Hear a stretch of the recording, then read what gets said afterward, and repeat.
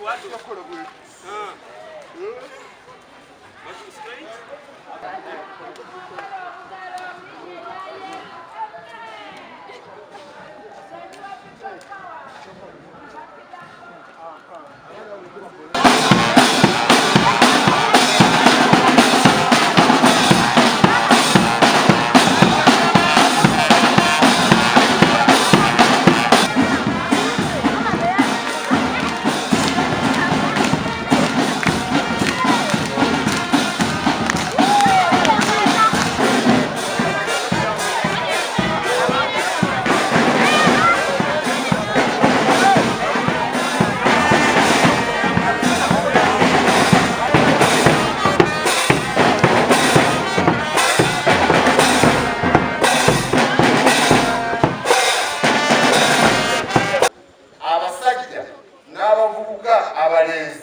Tulina okutaasa omwana omuwala obulwadde buno obwasiriri.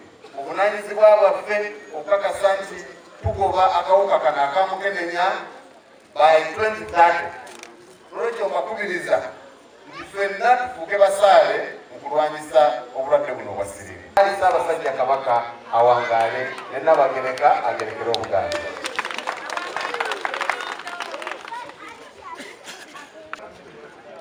Abantu balina n'ensonyi okugenda okulamuza omupiira mu maduuka naye nga ate oba otaasa bulamu bwo n'obwomuntu gw'ogenda naye. So nga nze omukulembeze w'ekibuga kino nange siyinza kukulembera abantu balwadde. Abantu abalwadde tebasobola kukola, abantu abalwadde tebalina kye basobola kukola. Eko omwogo ku nsalosalo, endaggu, emmere ekuume ey'omuttaka ekuume enjala. Era okwakumusase kupuukira eggulu ababaddewo twamugambye abantu okugamba nga weesinzire okusaba bonna bannayuganda tuwaŋŋane ebitiibwa tweyagalize ebirungi. Kyensembyayo Ssaabasajja Kabaka emyaka 7 gy'owezezza twagala egiddako gibe nga gya ssanyu. Abavubuka abakulu mwagale nnyo Obwakabaka. Obwakabaka bwaffe era buyamba ffe, buyamba ggwe, buyamba nze. Ekisooka ekibala kitulina mu Bwakabaka kwe kwegatta. Ensi yeetaaga okwegatta. Nga basinga temuntegedde bulungi.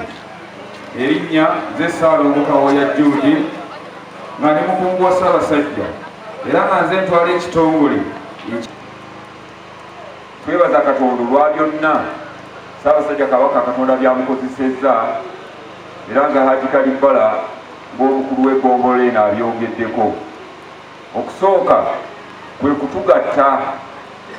Mukimanyi bulungi nti tulina enzikiriza ez'enjawulo, tulina ebibiina by'obufuzi n'ebirala, naye byonna ogenda okubisanga ng'abantu baawukana.